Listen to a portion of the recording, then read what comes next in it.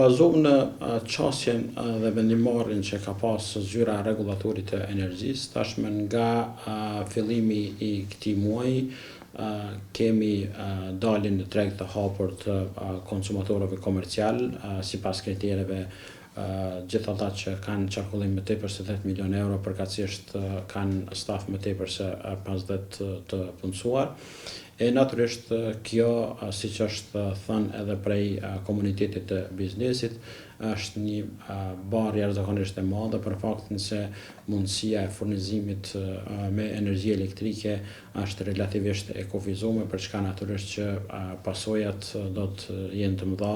edhe për bizneset, por në instancë fundit edhe për qytetarët e vendit. Dhe në këtë drejtim besoj që do duhej rishikuar këtë pozicion edhe nga ana e zyrës së rregullatorit të energjisë, mirë po në instancë fundit edhe qeveria të involvohet në këtë drejtim në mënyrë që pasojat për bizneset, por edhe për qytetarët të jenë sa më të vogla nga kjo vendimarrje. Natyrisht sfidat mund të jenë të